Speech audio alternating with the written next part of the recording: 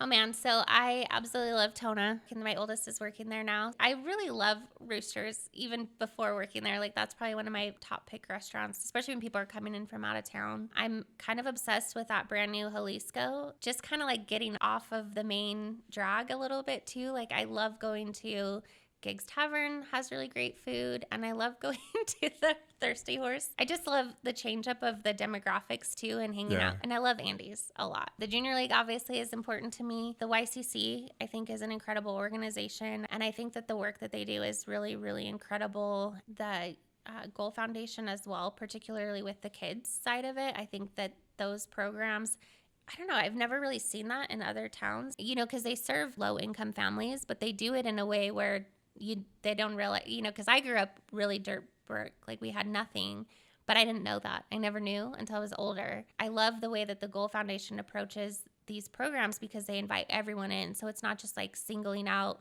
low income kids and here's new shoes for you.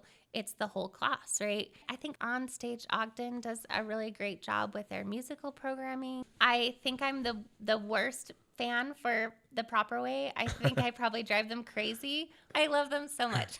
My friend Brett, he had a band that was called the Johnny Utahs. And then there's these cute boys that I shouldn't say, like they were boys when I first moved here, Mojave Nomad. They're all kind of doing their own thing now, but like Cole Eisenhower is part of that group and Mason. And there's so much talent in this community. And then there's a kid named Lavish, and he just has like swag on swag on swag. We booked him for an event we were doing over in the Junction, and he had t-shirts printed, like he was on tour.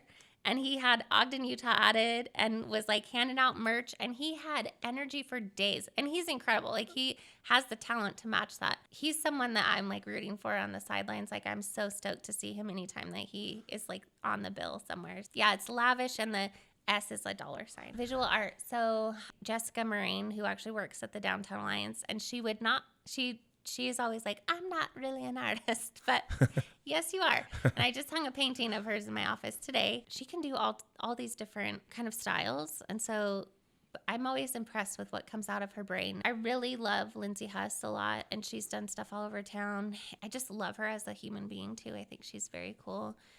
Leon is probably one of my favorite artists, and not just visual. I mean, he does a lot of visual art, but across mediums. He has all these thoughts just swimming around in his brain constantly. You can just feel that energy come off the page, no matter what he's doing. Like he did all those graphite drawings of the businesses and helping support them. And he's done incredible things since then. And it's noise explosion. Yeah. Like what are your favorite spots to just go hang out? So when I was first getting started with my business, like Grounds for Coffee, I would just throw down and work. And I loved that because people come up and talk to you. You end up meeting random people. Yeah.